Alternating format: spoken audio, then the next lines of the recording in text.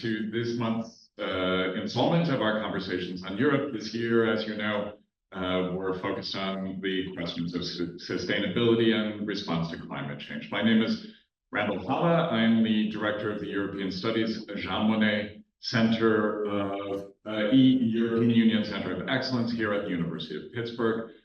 This is our regular monthly lecture series. This year, as I mentioned, we are focused on sustainability and climate change. Last month, we explored the kind of political history of climate response, looking at various party configurations, the emergence of the Greens. This month, we'll be turning to questions of the judiciary and legal challenges. Next month, we'll be looking at economics of climate response and especially talking with colleagues about degrowth agendas.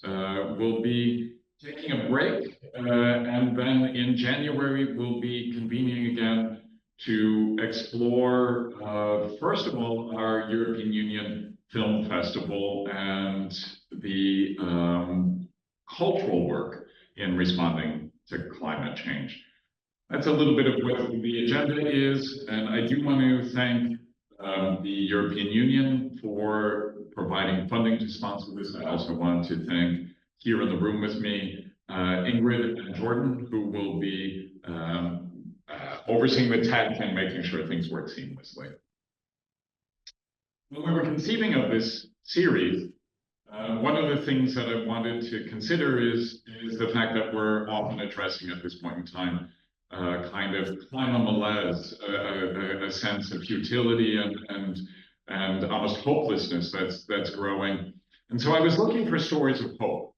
I was looking for, in the series, ways to focus on positive developments that give us the sense that we're moving forward and that there is strength in our response.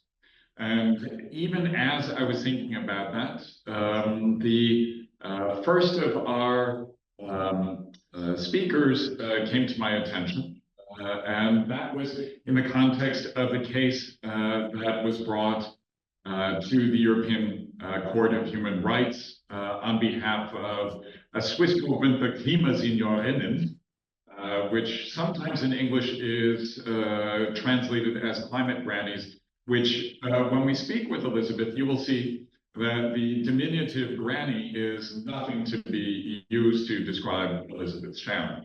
But this was a case that was fundamentally transformative, really set some precedent, and it was one of three cases that the European Court of Human Rights was addressing at that point in time. It was something that the other two cases were not heard or tossed out on various procedural grounds, but the Swiss case went forward, and we'll talk with Elisabeth in a moment about what happened, but it was a very positive outcome. It was a case that was really the first environmental case heard by the Court of Human Rights, and there were 8 other countries that joined in on the side of the Swiss state to put an end to this case, as it were. That was Romania, Latvia, Austria, Slovakia, Norway, Italy, Portugal, and Ireland were supporting the case against our climate activists. But because of the success, it actually has inspired a number of different cases. There's already a case that was in the works with Norway, Greenpeace Nordic, challenging the state of Norway. Just this last week in Germany, there was a case that was put forward in which 54,000 defendants in a class action lawsuit are working forward to make the German government meet its own climate goals. But one of the things in the course of today's conversation that I'm also interested in exploring with our scholars and activists is a question that the court system is also historically being used to block environmental and climate legislation. And there are now far-right organizations that are, for various reasons, moving forward with also court cases. And so it's not just the court system is a positive agent, but it is an agent that is increasingly important for us to consider. So let me introduce our first speaker. I will go around and have a brief conversation with each of our speakers, introducing them in turn, and then we'll open up the conversation for everyone who's part of the webinar online, or Lucas here in the room with us. At any point in time you want to pose a question, please do. We have the Q&A function that I would encourage you to use, and we will bring it forward. Along with that, I also will have, Ingrid will also be providing occasional postings to encourage you for feedback. So with that, let me introduce Elisabeth Stern. It's hard for me to say this now without resorting to my German language. But she is a retired ethnologist who studied psychology in Zurich with a PhD in cultural anthropology from the University of California. So she's someone who's familiar here or familiar with the United States and its conditions. She has worked at the Pestalozzi Foundation Children's Village for intercultural education, has taught at the University of Zurich, but also at the University of Zimbabwe, and became one of the leading spokespersons and was very much engaged with climate change. Already you've been engaged with environmental issues since quite a while, since your youth. And this has been something that's been central for you. So I'm wondering if you could describe a little bit of how the case moved forward. And one of the things that you really underscored in our pre-discussion is that it had to have a real foundation. And it's not simply a frivolous case, but it is a case in which you provided a kind of astonishing statistic about the impact of climate change on especially the health of elderly people and women in particular. And I'm wondering, Elisabeth, if you could begin from that and the kinds of motivation and how the court case developed.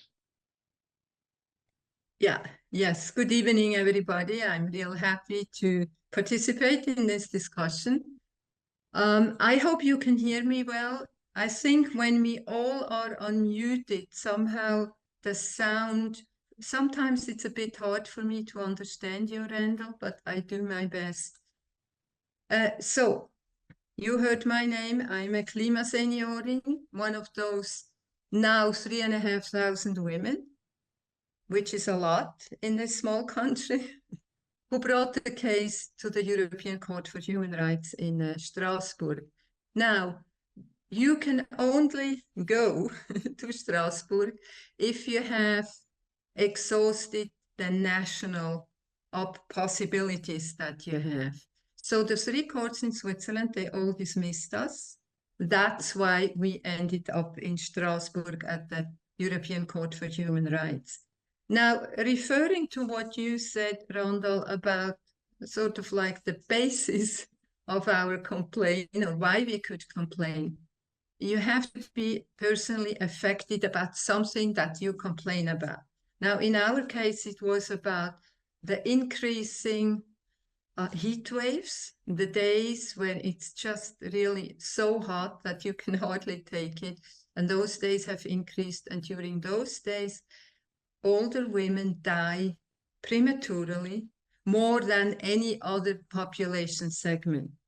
Now, the suffering is on all sides, also older men, babies, children. But that was sort of the main argument that we had.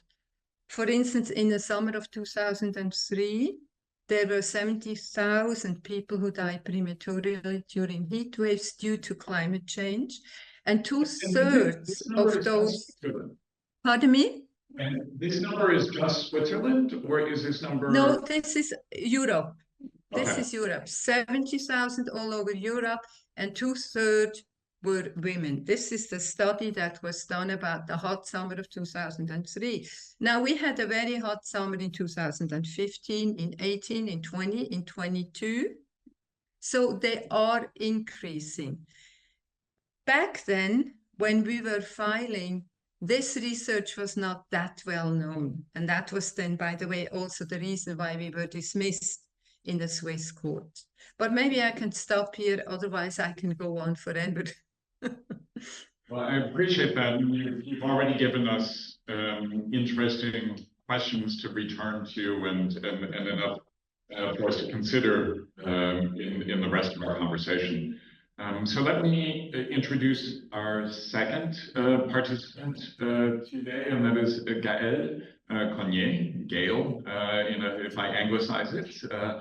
Gaëlle is a lawyer at Ashurst in Paris, and I first became aware of her through her writing for Le Monde, in which she was commenting on some of these court cases.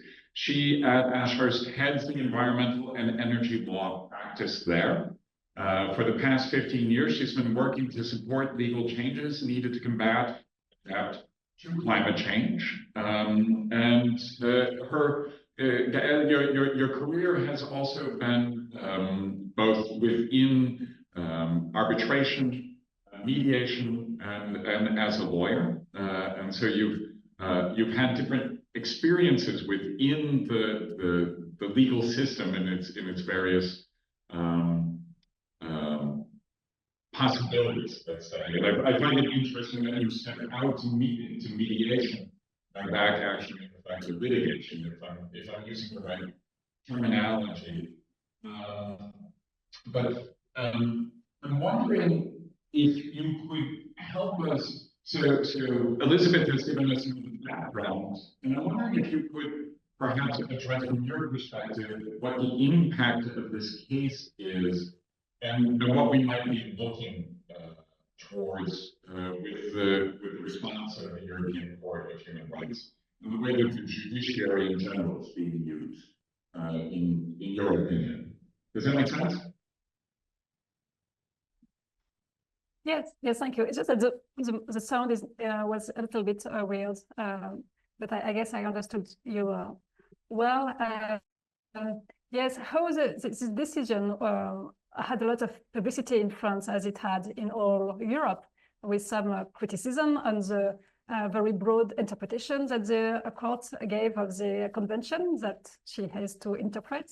And some other, as I am part of, quite happy to see that one of the highest courts and would go up that far, because recognizing that climate change is going to affect our fundamental rights. And it's really important for, I guess, for all our societies to consider the real impact of climate change, not only from a very scientific perspective or economic perspective, but a very basic human aspects, and how to consider how it will affect the way we live and our basic rights and our health, as Elisabeth underlined. There are many questions on how courts can be used in the face of climate change. We see lots of climate litigations in every country, and it's very interesting to see how the highest courts in each country is really looking at each other in Europe to see how they will use their own domestic legislation to give foundation for climate litigations that are brought to them, with some limitations sometimes, but most of them give a sense of how we have to go, even though when our states are far beyond their own commitments. And it's important, even though we don't always see, but it will be part of the discussion, very specific implications of this kind of decisions, which act as maybe more in a symbolic way. But even though it gives us a sense of what the states have, of the way we have to go collectively, and seeing European courts and various courts, highest courts in all kind of jurisdictions, giving this way, give a sense of how we collectively have to commit ourselves in the face of climate change. So it gives legal support to broad actions for climate change. And one of the things, just to follow up and clarify with you, is that what we're talking about in these court cases, because they're court cases, that means that there's in effect existing law and legal structures to which people are appealing. That means in most instances, maybe you can correct me, but we're talking about laws that have been passed that the states themselves are not living up to. And much of the court structure or the challenges are requesting of the states that it simply live up to its ideals, as opposed to or its goals or its laws, as opposed to this is not the route to create new legislation. This is not the route to create new laws, right? Could you clarify that just for us, for those of us who are not legal scholars? Yes. So I understand what you say is about the limitations in what the scope of what a decision can make, and it doesn't create new legislation. That's your point. Yes, it's always a debate when we have judges giving maybe a very ambitious interpretation of a legislation that we are turning to being governed by judges, and of course it would be going beyond their remit to go as far as create new legislation. In this decision by the European Court, there is part of creation because the court gives specific methodologies and the way the state parties to the convention should act in the face of climate change, but still it doesn't go as far as giving specific measures to be made. So it doesn't add to national legislation, but it gives indications on the way this legislation should be considered.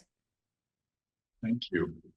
Thank you. Maybe we'll turn to Veronica, but I also actually want to note that if Elisabeth has put in to our consideration questions of heat and climate change on that level, you've been also exploring and concerned with coastal regions. And so I just, this is something I want to return to, but in conversation with you, I also looked at a statistic that basically in the US context, 50% of the US population is within 50 miles of a coastal region. 3 billion people on our planet are within something like 50 kilometers of a coastal region. That means we're talking about heat, we're talking about water, we're talking about climate impact and a concern with various aspects. Do you want to just say something about that interest,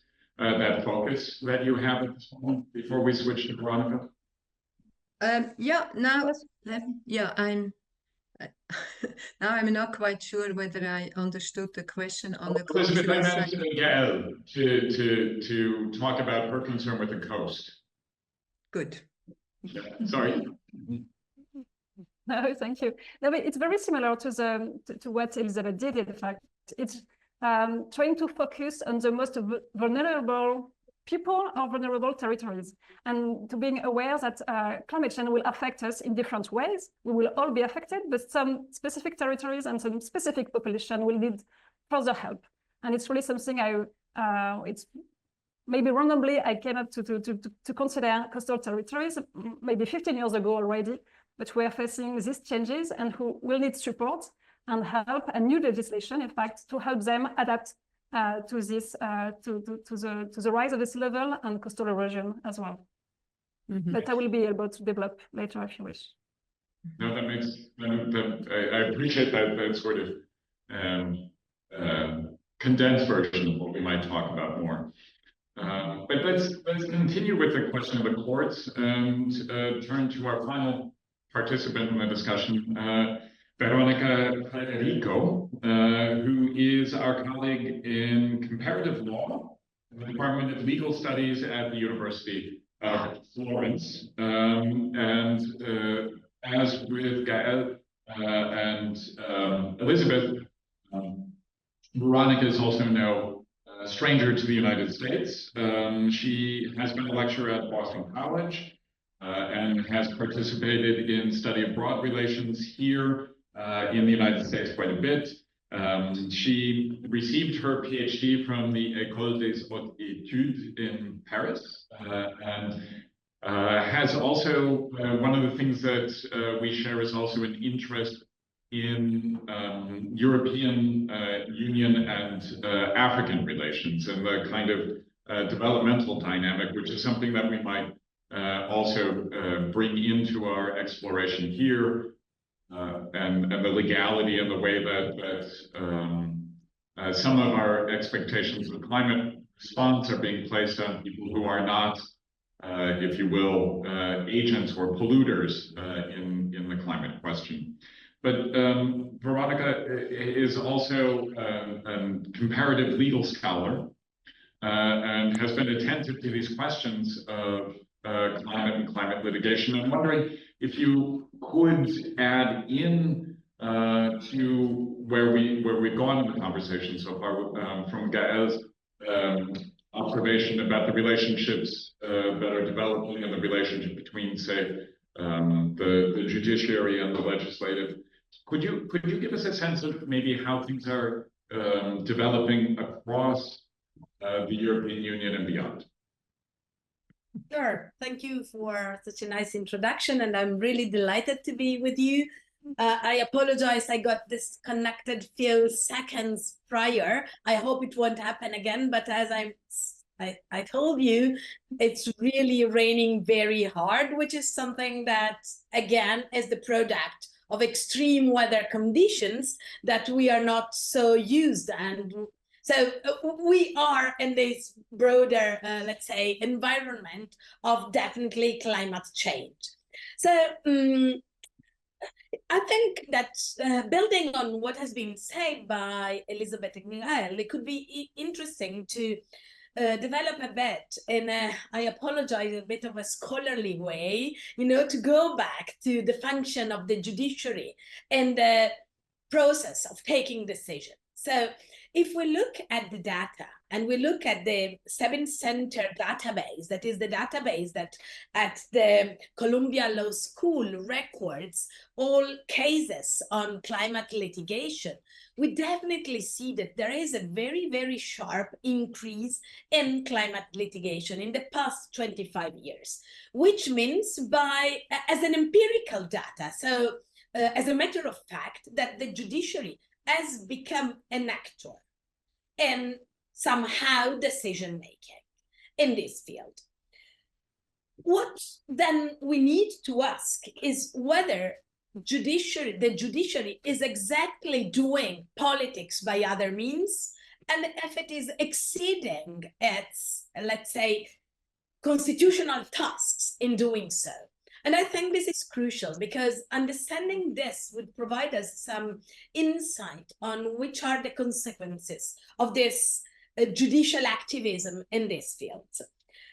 First of all, what the judiciary does is to respond to cases. So this is a very, again, as a matter of fact. So the judiciary in principle, cannot restrain from responding to cases that are filed. So the more people, companies, association file case on climate change, the more the judiciary has to respond. And the idea is, well, this activism is exactly to civilize dispute, to the proceduralization of the very same litigation. And in the case there has been a violation, to propose remedies. This is what the judiciary does. But then there is a very sharp division in between common law's legal system, that is what you are in the US more familiar with, and civil law legal system, that is what the large majority of European states are familiar with. And in civil law legal system, judges are not supposed to be a source of law. So case law is not supposed to be a source of law. But in this case, then, the role of the judiciary can either be judge as the mouth of the law, so simple application of the law that is done by others, or become and act a sort of counter-majoritarian role. So strongly defending minoritarian positions. In this case, we see that in climate litigation, the judiciary has played both roles, has played both the mouth of the law, and this is what is more interesting, I would say, has tried to really play a counter-majoritarian role by acting, by, let's say, undertaking a positive stance, building on what Gaëlle was saying. So providing innovative solution on cases, even in those legal systems based on civil law, where usually the judiciary doesn't craft the law. And this is very important for a progressive interpretation of the law.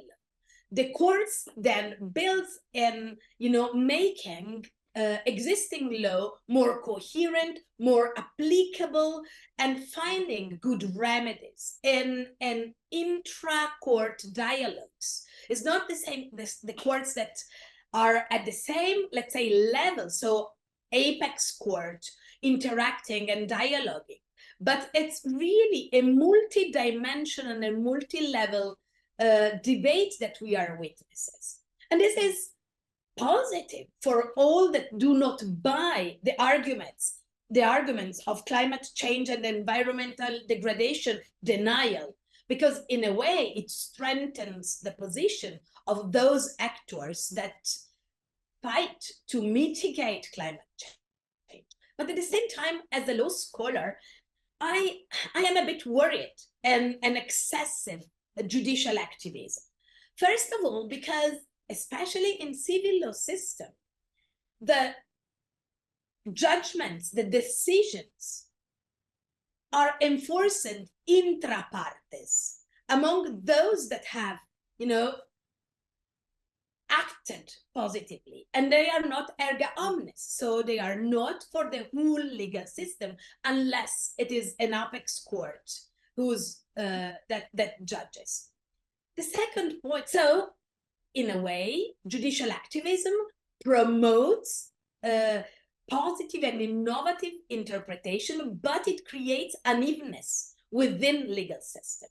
The second point is that the judiciary is not, I would say, a place, a locus, as we say in legal terms, for democratic debates. Is the place where experts take decision.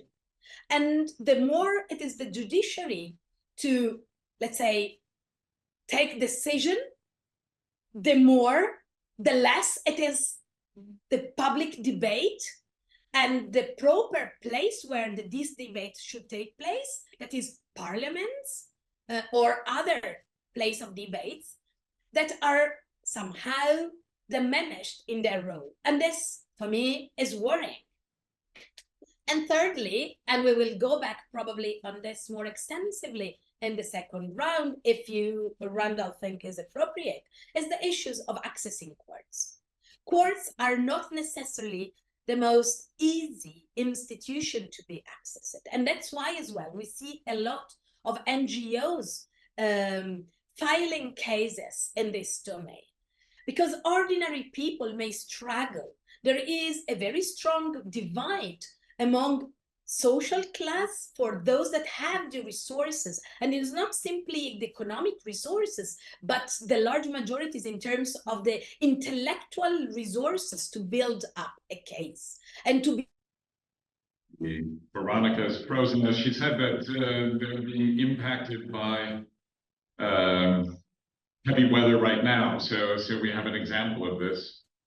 And maybe what we can do actually is turn to Elisabeth for a moment, because the discussion that Veronica has initiated about anxiety, about overreach and judicial activism is something now that is coming up in Switzerland that you're actually confronting as a response to the case, if I'm not mistaken. And Elisabeth, Yes. I'm wondering if you could say something about that. Yeah. I would like to respond to a few points that Veronica has brought up, and that is this whole question about it not being democratic. When law experts decide on a case, and actually it should be in the parliament. I mean, very much so. And then she even added the financial side. Yes, it is extremely expensive. We could only do it because 2/3 of our bill was picked up by Greenpeace. Otherwise, we could not have done it. That's just to add on what she said about it's not democratic, to add that part of the. And then another thing I wanted to just say that because the convention was built, thought of like a living instrument. I mean, that whole concept of the convention being a living instrument and then undergoing changes of interpretation over time, I think is a very important one, because that has led to a lot of misunderstandings in this country where, and I must say the politically right side then said, well, this goes way beyond torture and free speech, and where would it stop? But yes, the fact is that climate protection is now a human right. And then there was also a point she mentioned about the mix, or that's how I understood it, between the vulnerable in terms of all those increasing heat waves, but then also some democratic social issues, because one study that was done in Paris in 2003 very clearly has shown that more older women suffered, like we said before, but also because they live up on the 5th floor in those cheap apartments, and they are hot. They are just hotter than any other place in the summer. So that sort of that economic part comes into the equation, which I think is very important to keep in mind. And then this is my last point about what she said, how many cases there are now that serve as a precedent, and ours very definitely does. And we just got a summary of a study that was done by Greenpeace International for us, in a way, that just since April, when the ruling was spelled out in Strasbourg till now, and this is just 6 months, already there are clear 11 cases that treat us as a precedent. I mean, our case as a precedent, and has an impact on their way of going about to come to a ruling. Yeah, okay. So these were just a few points I wanted to add there. No, those are fantastic, and I would underscore what I'm hearing in this conversation is, in effect, while everybody here has a concern for the most vulnerable populations, the court system is itself not a method that's easily accessible as individuals or as even as groups. It's a difficult process. So the protection of vulnerable peoples is not. This is not necessarily the way that you are not idealizing this as a method of responding here. But Elisabeth, one other thing that maybe for our audience, especially in the United States, that we want to clarify, you spoke about the convention. And the court that we're talking about is the European Court of Human Rights, which itself is not an EU court.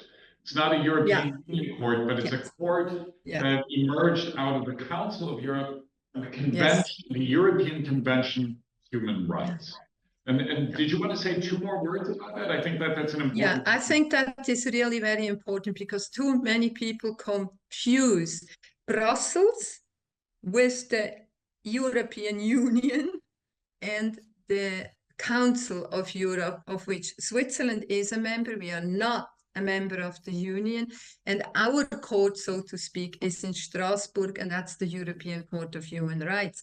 So when here in this country, some parliamentarians then come and say, well, foreign judges are deciding on our issues, that's just stupid. It's wrong. It's also it is our court. It's our highest court that we can go to, but it's part of our democratic system. And the convention, yes, it was written in 1950, but Switzerland could only join in 1974 because we didn't have the right for women to vote. And that was sort of like a precondition, which is in itself just hilarious issue. Yeah, okay, so those are two different things, the European Union, the Council of Europe, although in the Council of Europe, I think all, if not most European countries are also part of. Yeah, so of course, no, that's fine. I stop now again. No, that's great. I mean, and indeed, maybe Veronica's back. Gaëlle, maybe you also want to join in here. I wonder, this question about, let's say, as Veronica was pointing out, this isn't a democratic process.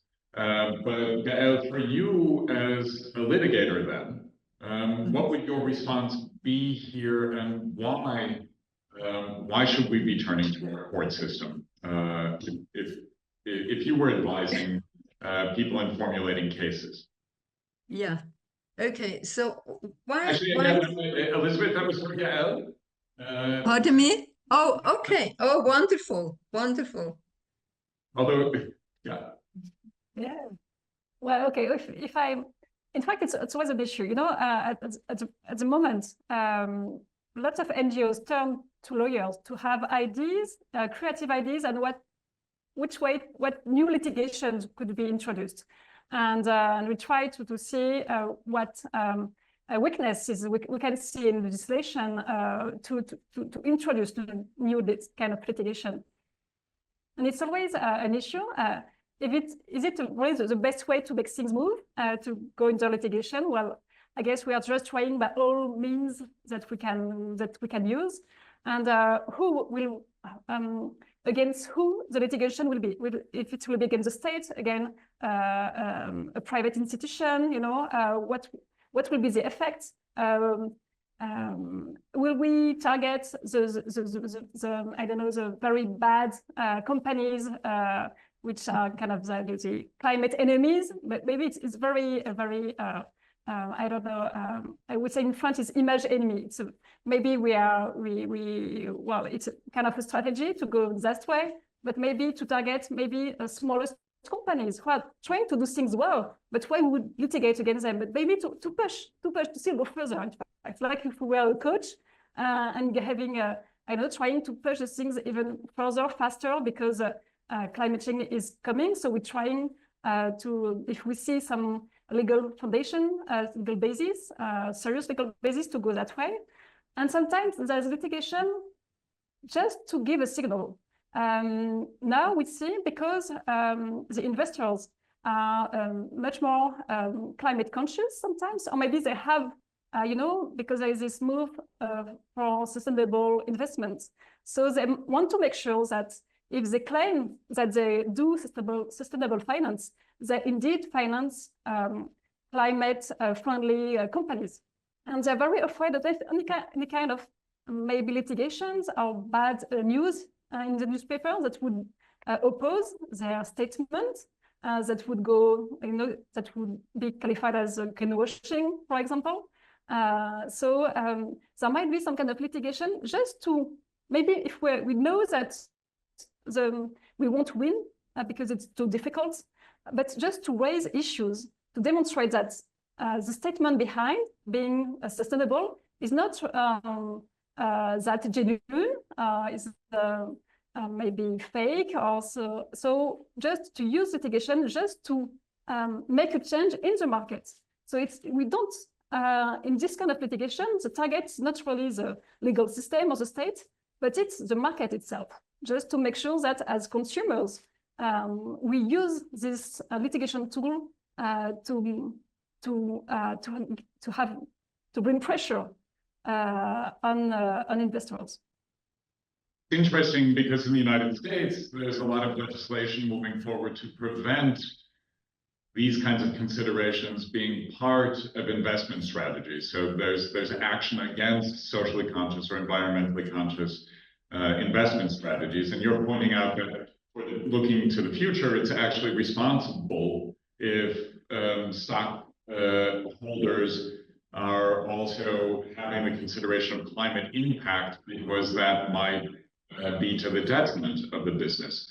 And so this is, in the United States, it's certainly a point of interesting legislative contention that's in the work. I appreciate you pointing that out. I want to turn back to Veronica for a second, though, because climate interrupted that conversation. But you began a number of observations that obviously compelled interesting discussion. And Gaëlle and Elisabeth pointed out that now there's 11 further cases at the European Court of Human Rights.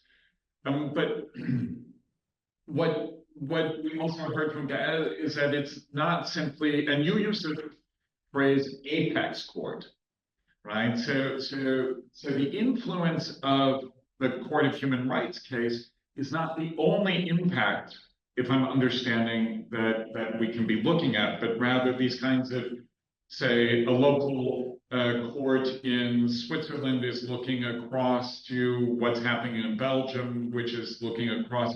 And so there's a kind of European comparison going on that might not be about direct precedent within one's own national legal system. Could you explain a little bit of how that might be working in a European context? Because that's very different than anything that would be happening, I think, in the United States, for instance. May I just make a correction? Elisabeth, yes, sure. Just a little correction. I must have been misunderstood. These 11 cases are not at the European Court for Human Rights already, but Okay. they are within the national courts. I see. Sorry, I That's misunderstood that. Yeah. But that's still good. But it speaks to Of course it is, but right. But we take the correction. Thank you. Yeah. Or the clarification. Yeah. Let me first clarify an aspect that I think I was cut by the rain. What I was arguing was not that the courts are not democratic. Definitely they are. But as that the democratic debate around climate issues and environmental degradation should not be confined in the courts. That is a different issue. That, decision makers in the parliaments, in the executive, is their responsibility to debate and take action because they are accountable to the people. So, but this is, and the danger of having exclusively the judiciary as an actor, I would say, really diminish democracy, but not that courts are not democratic. But having said that, and because if we get recorded, I would like to be clear on that.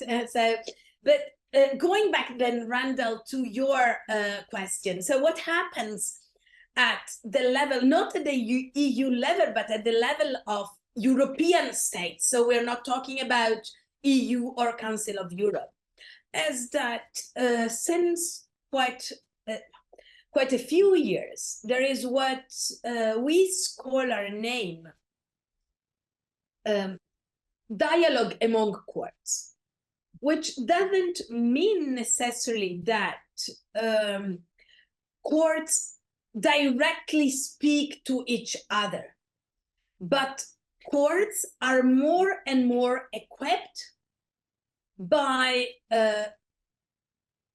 let's say, scholars that take care of scrutinizing what other courts are doing on the same topics throughout Europe and even beyond Europe, and bring to the attention of the judges new solutions. And this happens either by clear quotations. So there are courts that clearly quote what other courts do, referring to them in their decision, almost verbatim, and quoting them.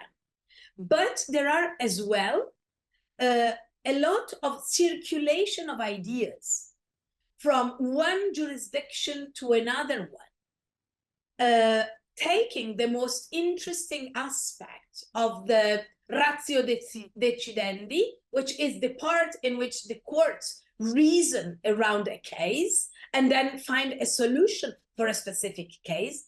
And this means the standardization of those solutions, making them available to a wider public.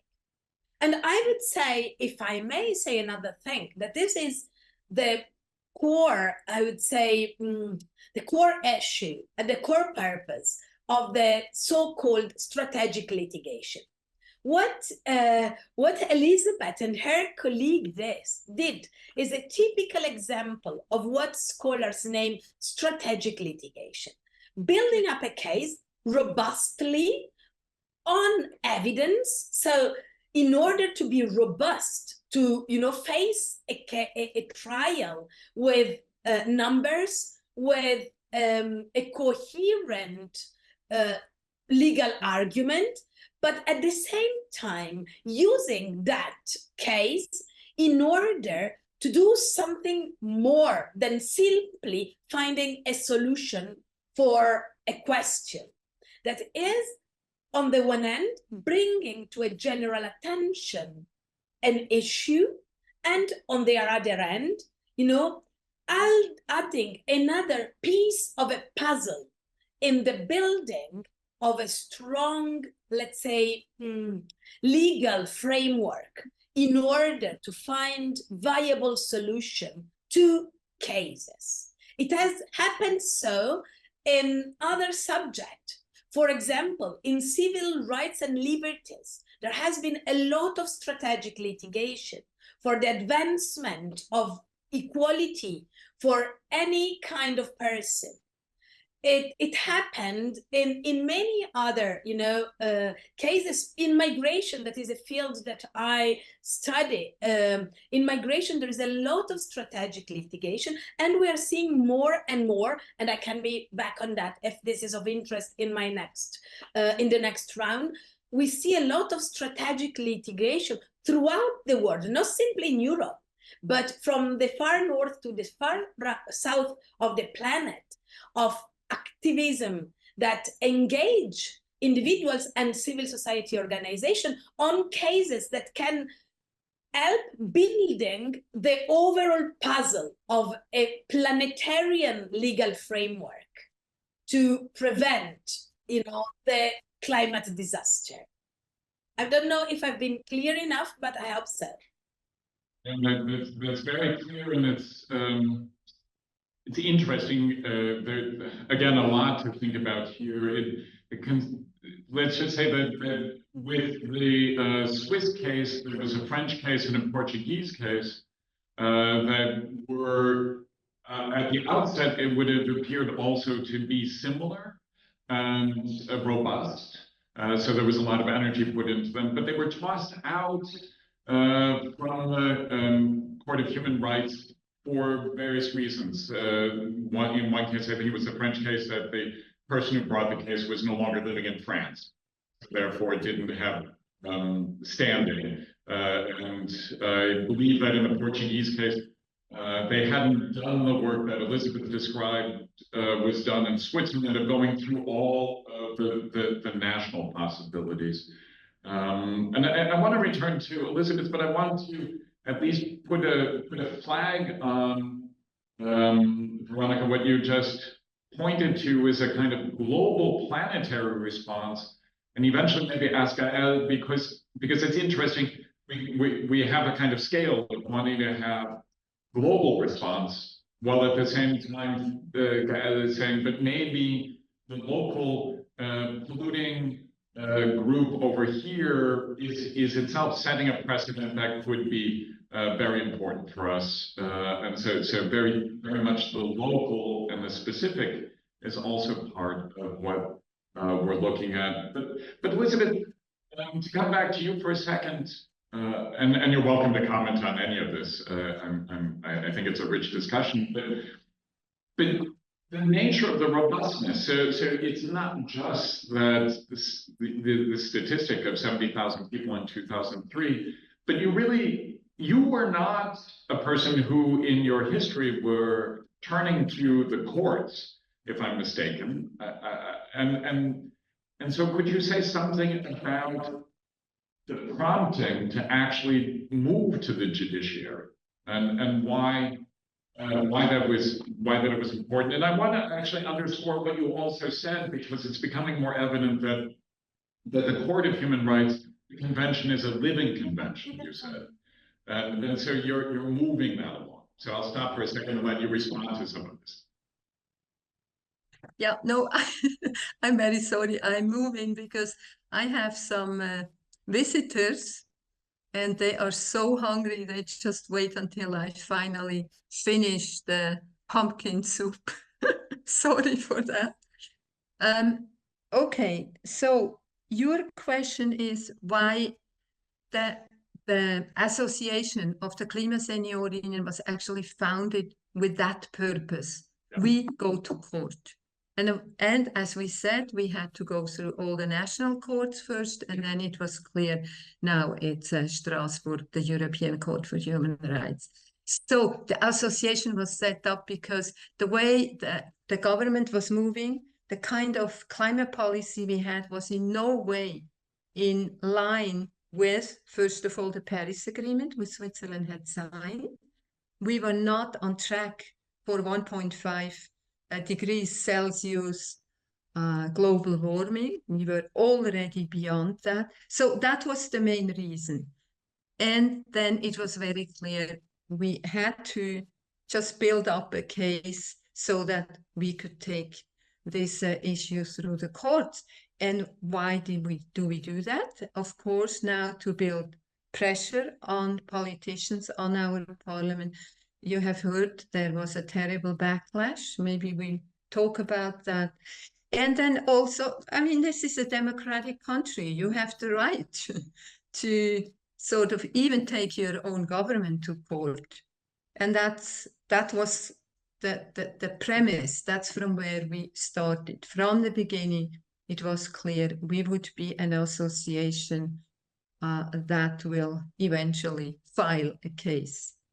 And actually, because we had these other two cases, which you mentioned, Portugal and France, which were not successful, it was also the question, why were we successful? Yes, for all those reasons that we mentioned, but I can tell you in my experience now, and I might get on a different topic, it was the continuity we had with the same lawyer. She was a very young woman, only 34 when she started building up the case, and she was developing and defending it. And then also the continuity we had with the support of Greenpeace. So from my non-lawyer perspective, those 2 points were the actually main reason for why we were successful, and the other two that you mentioned were not, regardless of the fact that Portugal didn't go through their national opportunities, and the French men who had moved in the meantime, so it was just irrelevant, became irrelevant, his case. Do you want to say, we have a question from my colleague, Veronica Federico in the question and answer, but before I get to that question, I just want you to actually, you've alluded to, but could you clarify a little bit, indeed, what the response is now? And there are voices from the right in Switzerland that are precisely attacking this as judicial overreach. And you've already said that, it's a foreign court. Do you want to say something more about that for us? Yeah, about the backlash. Yeah. Yeah, so the backlash is pretty heavy in the sense that both chambers of the parliament, they had decided they are going to write the so-called Erklärung, an explanation, and they put it to the Federal Council, which is our highest governing body. 7 people who run the country, they will tell them that, oh, no, we are not honoring this. And then they changed it and said, we honor it, but we say we have fulfilled everything that Strasbourg was asking. And the government now has to report within 6 months. So this is tomorrow. By tomorrow, the government has to report to the Committee of Ministers of the Council of Europe how they are going to implement it. And most likely, all what they are doing is telling them we have fulfilled it, which of course is not true. So that's the backlash in the parliament. The backlash in the public is pretty heavy also because the majority of Swiss people, according to a survey by the media, think that Switzerland is doing enough. So the idea is also we are a small country. We contribute only 1% to the CO2, which is true. But when we look at it per head, per person, per year, then we are way above what we are allowed to. Actually, 13 to 14 tons per person per year. That's tremendous. That's one of the highest. Okay, so there is a lot of what I call Grimm's Märchen in this whole debate. And yes, the backlash is heavy. We are trying to inform the public from our side, staying polite, but it's very clear. It's emotionally highly charged, this debate. And it all has to do with that the court had no right to interpret the convention the way they did, that they have gone beyond what was actually supposed to be their job. Okay. For you, before, as you were bringing the case to court, did you feel that you had support in the country? Yes, we did. Yes, we did. We did have tremendous support. And I do think we also changed the narrative about older women sitting in a rocking chair. No, these are women who are very active, have been active all their lives, very clearly. The peace movement, the environmental movement, the women's movement, whatever.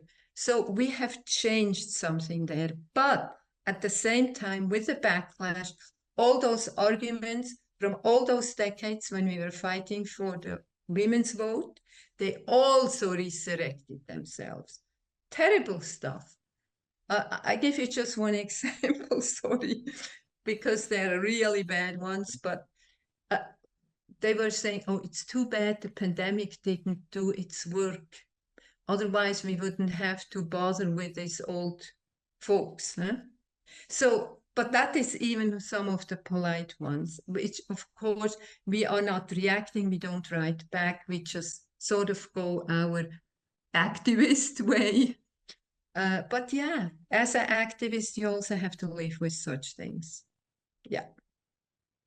I appreciate the work you're doing. I just say it's, yeah. Yeah, and Veronica said this before. We are not just doing it for us. You know, within 10 years, I'm underground, statistically speaking. So we put our head up as older women, the vulnerable ones, but actually we do it, yeah, for the next generations, very clearly.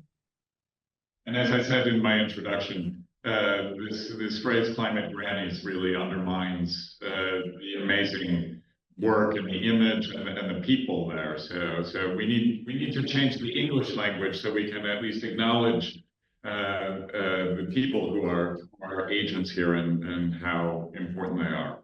Oh. Yeah, thank you. Can I? Can we let Sabina in? Sabina, yeah. Maybe Sabina, you want to ask your question in person, and we'll. Okay, am I in? Yeah. Okay. Yeah, I wanted to follow up, and Elisabeth has spoken a little bit about that already, that not so much in terms of backlash, but for a long time, at least in Germany, there have been concerns about what is often called the Euridification of politics, because it was mentioned that, you know, there is a question of the democratic process. And I was wondering, for all of the panelists, thank you very much for all the very informative and interesting information you gave us about what's happening in Europe. And I'm all for the strategic litigation, but can you talk a little bit about, from your different countries, about the kind of criticism that the Euridification or the strategic litigation is eroding the political process, and that means erodes also democratic structures? Thank you. Thank you, Sabina. Gaëlle, maybe we could turn to you to have a first response there, if you don't mind.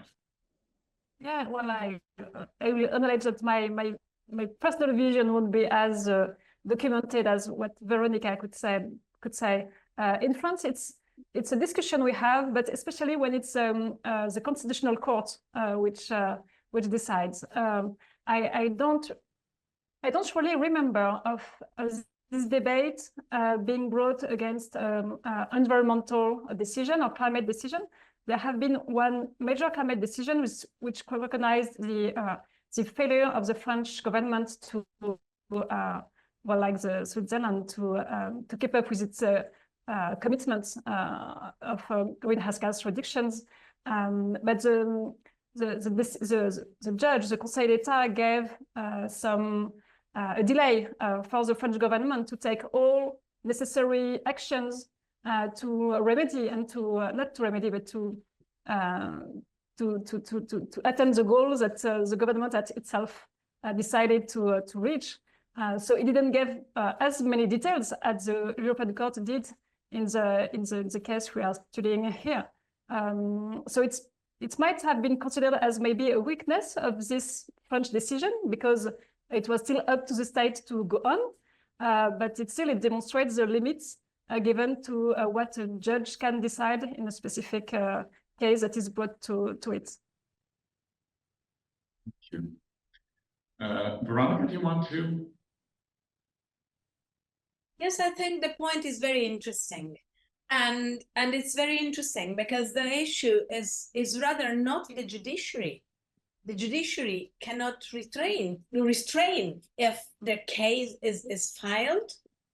So then is the way in which the judges motivate their judgment may be more, let's say, judge as mouth of the law or more creative, but really then depends as well on the array of the legal instruments that the court has in order to decide a case. So there is not, and obviously there are then personalities. So obviously, but because we live in a real world, so we are all different. But to be honest, in the large majority of the cases, for example, the Italian Constitutional Court, when there are a very sensitive and delicate case, usually they stop and they say, here there is a violation of fundamental rights, but we need the parliament to, approve a new law, to debate it. The problem is that quite often on a number of very crucial topics, the lawmakers and the decision makers are too slow or too timid, and they are shy, or they respond to other interests. And so then the issue is not that judges are doing politics by other means, because they are responding to cases that are filed because there is a need, either strategic or not, but even in strategic litigation, the case has to be robust, as in the Elisabeth one. So there is a case, and the judge will judge. The problem is that in front of a large number of challenges, lawmakers are still a step behind and not a step ahead. They are not as brave as growing portion of the population who takes decision into their hands by, accessing the legal system and by using what, the expert on social movement named the political opportunity structure. So activists, NGOs, people like Elisabeth, and thanks God there are so many in the planet, really take the opportunity that the legal and the institutional structure provide them to push in a direction. Obviously, this can be opened in the wrong direction, in the opposite direction too. So we are just in this moment, as we are debating about Elisabeth and the climate Seniorinnen case, we see for those of us that are in favor of, climate change mitigation and that fight against the denial. So this is a positive, but obviously the very same legal activism may be adopted by the opposite direction, and there are many cases in which it has happened. So. Yeah. May I add something very Yes, simple? I don't know how it is in your countries, but in this country, every judge has to belong to a political party. So here in this country, it's a joke to say that, what is it? The political process gets eroded. Because before, on the other side, when every judge has to be a member of a political party, politics plays into the law.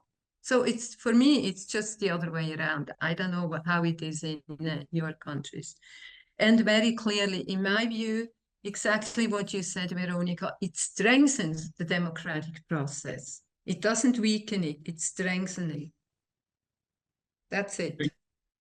I think one of the things that we're hearing also is that the court system is there. Veronica introduced the idea of majoritarian versus minoritarian, and in fact, the court structure is part of the democratic process to protect minority and vulnerable populations. But I think, just Veronica can correct me if I'm wrong, but you're identifying the parliament as a place that should be a place of lively debate, and hopefully the legislative is thinking long-term, not simply within the immediate party political context, but rather actually involved and interested in creating solutions. I think one of the things that's interesting across the board here that we're having is now a condition which legislatures and Veronica, you started to allude to this, I think, or was it Gaëlle, that we have things like the criminalization of Fridays for Future or Last Generation, that in various legislatures, climate activism itself is now being criminalized. So it's not just that the courts, but it's the kind of law that is set before the courts can move the needle in one direction or the other. These are interconnected.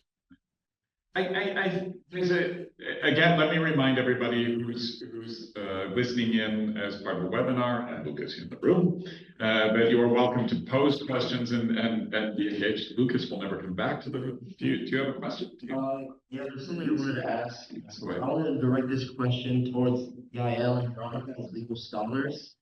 Would you describe the increased usage of judicial activism to be an agent of political polarization, and how does this relate to the right-wing shift in Europe? Were you able to hear that? I know that sometimes. Yep. So Gaëlle, Veronica, do either of you want to respond to Lucas? Gaëlle, go first. I've just ended speaking, so better to hear your voice. I'm not very sure that I understood the question, so if it's good for you to start, I will just follow. Okay? Okay, yes, sure. Well, sure. The judiciary, as any other bodies, is subject to polarization. So in principle, this is a process that we cannot avoid per se. In the large majority of the civil law legal system, Switzerland apart, judges needs to be independent and needs to be structurally independent, meaning that the judiciary is protected against the influence of the other powers of the state, and needs to be individually independent, meaning that each judge has to prove their own independence vis-a-vis political ideas and membership of specific groups. And this is considered to be an important aspect of the so-called tertium, actor, and the democratic construction of contemporary democracies in Europe. But yet, the fact that courts take a standing, and sometimes even, the vindication of rights is a very strong standing in some cases. So, for example, in Italy now, for what it concerns migration, I know it's a bit off topic, but it's crucial to understand.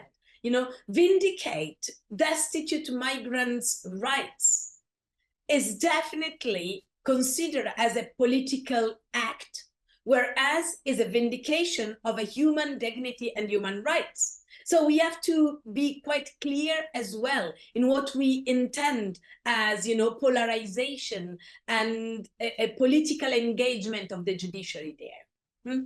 So, and this is somehow, I know that I have not fully responded to your question, because it would need, more specific, European country by European country analysis. But I hope it somehow makes sense, and maybe Gaëlle can complement on this. The French case, I will say that if we look to, say, Poland 5 years ago, or even 3 years ago, or Hungary at this point in time, we see the erosion of the independent judiciary. But in France, it is a situation where France is politically polarized in ways that are very spectacular and in the news at the moment. But the French court system is also based precisely not on being political. It is based on this sense of being above politics, and really, if you will, it's part of the kind of secular dynamic of France and its pride in its judiciary. So I'm wondering if Lucas's question is about the impact of the shift to the right in particular, and if that's something that is experienced within France, nevertheless. I can only imagine. Just to confirm that in France, the judges are said to be independent. It's only at the Constitutional Court that it's usually past presidents or high political who are nominated to stand at the Constitutional Court. So, of course, this nomination feed a lot of criticism afterwards.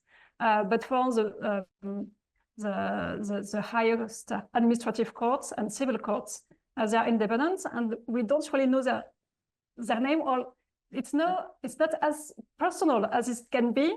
For example, in the US, where you know what judge is up to and the kind of consideration, the kind of view it can have. And it's something that I find very interesting in the court decision, is that you have the expression of the dissenting opinion of the only one judge that decided differently, not completely, not on the entire aspect of the decision, but on the main aspects of it. It's a British barrister, Judge Gaëlle, and I think it's very interesting to see how he contests the position taken by the 16 other judges. It gives you a sense, having this the numbers of the judge who decided in favor or who dissented, gives you an idea of the robustness of the decision as well. But seeing the dissenting opinion also gives you an idea of how it could have been decided in another way. I think it's we don't have this kind of dissenting opinions in France, and so it always seems like if there was only one straightforward decision. But having this this element to dig into, and it's very interesting, but because his dissenting opinion is quite long, very detailed. Of course, it starts by saying that he doesn't deny climate change and the need for urgent actions. So it's a very legal reasoning that he takes, that he defends. And I think it fits democracy as well, to have these visions, to understand that it's a collective process of making the best decisions in very specific situations, and how the very specific nature of climate change requires to be maybe more creative in the way we interpret law and our commitments. So of course we have to go back to polarization in France. I guess it depends completely on these climate issues, not climate actions. But my feeling is we had reports as well who demonstrated that areas in France which were flooded like 3 times last winter because of climate change, there is a high increase in extreme right because people are depressed. They don't see any change, so they want some politics who appear to bring change, and it's this kind of extreme parties that they turn to. And for me, it's a very big concern that climate change, as it evolves, that it becomes more and more obvious, and especially for vulnerable people, that these people, hopefully not all people, as Elisabeth demonstrates, but might turn to extreme parties to defend themselves, because they will consider that the existing parties didn't do anything to protect them. If we can continue our conversation for a second, Gaëlle, the coastal region is an interesting question. You also noted in our pre-conversation agriculture. And I'm mentioning this because in the previous von der Leyen administration, there was the Green Deal and the hope that with the electoral success of green parties across Europe, that there would be a shift to new environmental strategies. But the deployment of that resulted in response across the European Union by farmers in particular rejecting and in some ways actually moving as a result of the disappointment in that legislation into the right. So we have suddenly been farmer parties emerging and playing an important role in places like the Netherlands, obviously in France, Poland as well. And I'm wondering, this isn't a really good question. I don't have a really good question here, but the nature of the legislative that we would hope for versus the growth out of these dynamics of, as you said, a drift potentially to the right, and a kind of criminalization of activists. I'm wondering if you might say something about this configuration and how you see yourself as a lawyer.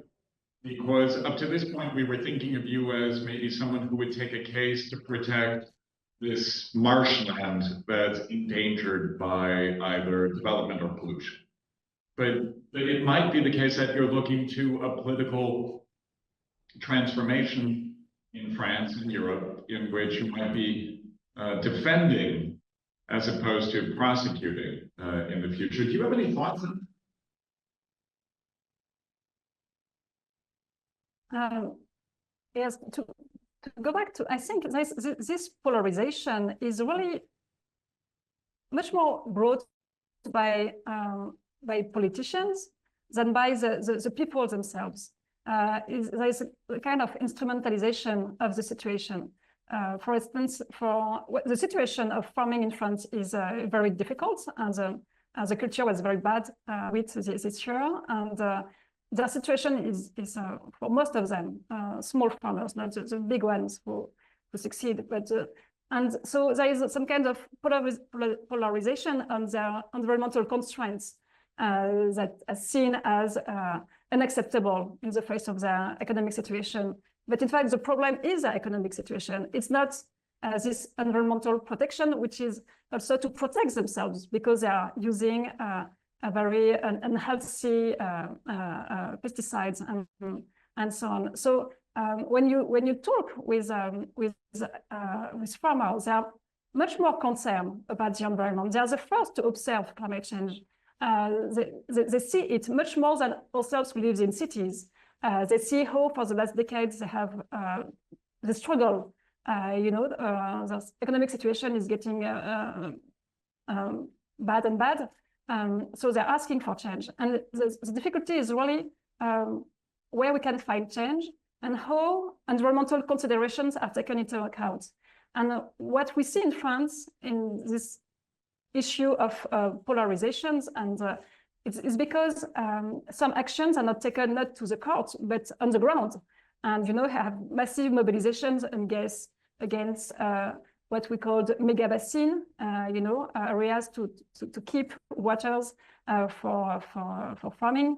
And this raises much more criticism because sometimes it's against projects that are supported by the local population, for instance, new highways, but of course, which would be opposed by national NGOs or national institutions. So there is this opposition between the very local populations who see some kinds of relief in a new infrastructures and some other people who would see the climate impacts in the longer term. So for me, the difficulty that is here is how we as a nation, but we see that also at the global scale, but as a nation, we keep together to fight together against climate change while giving support to population who face some kinds of difficulties and stopping the transportation system and so on. And how we don't use these oppositions to polarize and to gain voters for the extreme parties. Elisabeth, I wonder if you have any thoughts there. I mean, in Switzerland, the discussion of, say, the Alm and the relationship to the glaciers and the much more traditional sort of Swiss farming is endangered in many ways, not by policies, but by climate change and by away from farming. And yet, some of the constituency that may be attacking you are actually the people who belong to those smaller, more rural populations. Or am I mistaken? Do you have any thoughts there? Yes, I do. And it's a difficult one. First of all, I myself grew up on a farm and exactly on a dairy farm. And they are the dairy farms now that are becoming obsolete because we just cannot afford that part of or that kind of farming any longer. And at the same time, it was the farmers who made us aware of the melting glaciers. When I was growing up as a child, our Swiss Alps were the water reservoir of all of Europe. That is no longer the case. And at the same time, farmers who once were really protecting the environment, I now, or many of us wonder now, what do they actually protect? For instance, just 2 weeks ago, we could vote on a biodiversity initiative, and the farmers dismissed it. And actually, it would be in there, in support for their way of life, living, I mean, but they dismissed it. So I'm confused about the farmers these days. I must say they have become more conservative and more almost going against their own interests without them noticing it. That's the way it looks to me right now.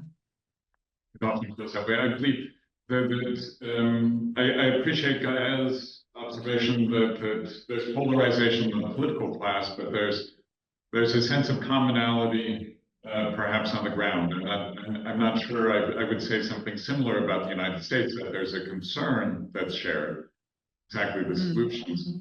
I'm going to turn back to Veronica, though, because we're also coming to the end here. And I want to stay with hopefulness. I want to stay with our message of hopefulness. And not, Elisabeth, it's not that you're not hopeful. In fact, actually, you're inspirational, and I really appreciate that.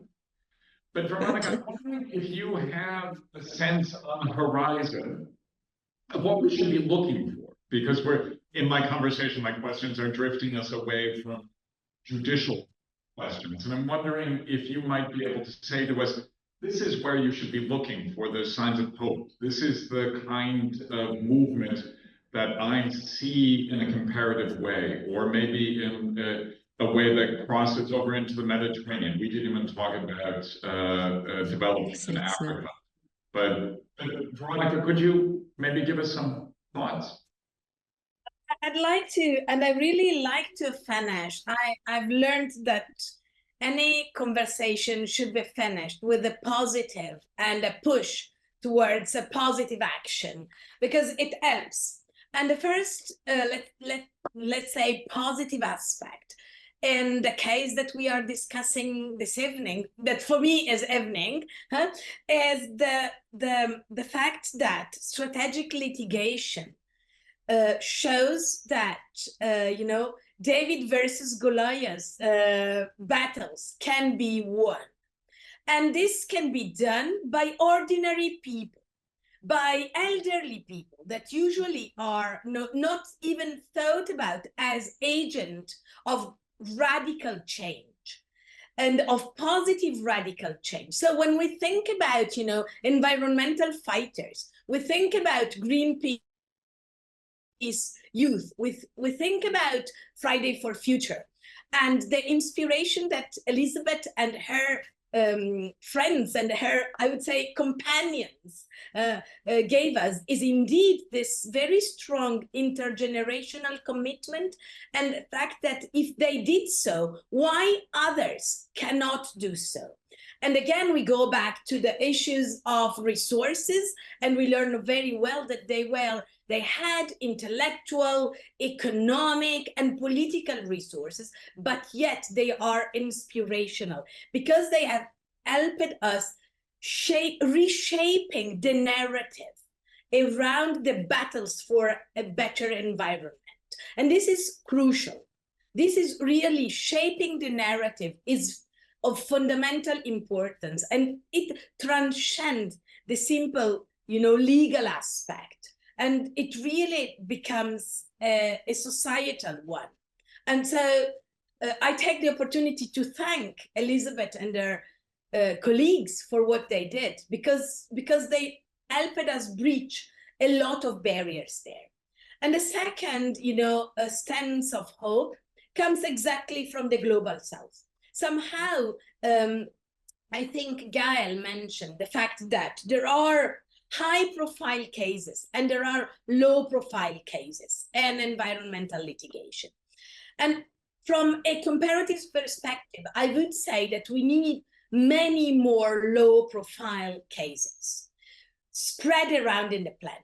And if we adopt the correct lens, we see that there are many in the global south. I've just discussed last week with a colleague from the University of Pittsburgh from South Africa how the current database on climate litigation is unable, for the way in which it is built by the global north, to capture the judicial activism that exists in the global south.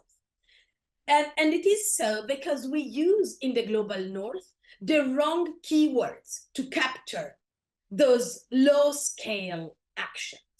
So there is much more there that needs to be studied, that needs to be brought to the attention of the planet, to see how much people, ordinary people, peasants, without romanticizing them. I buy Elisabeth's arguments that sometimes they seem to act against their own interests.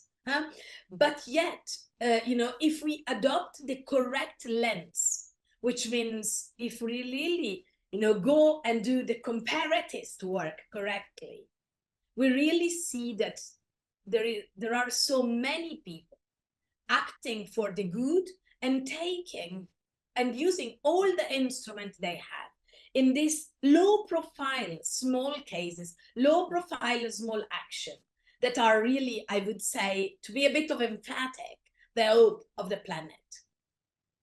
Is this positive enough, Randall? I want to say that all three of you in this conversation have been inspirational. And I really appreciate the insights that you shared with us. And the fact that the three of you are out there as agents of change and education and reform gives us all hope. And indeed, Elisabeth, I do have to say that the inspiration of crossing generations is actually very important, because I fear that, especially in the United States, it's often the case that there's a generation divide that has developed here. So thank you to all of you. Thank you for a very rich conversation, and I look forward to being in conversation with you in the future as well.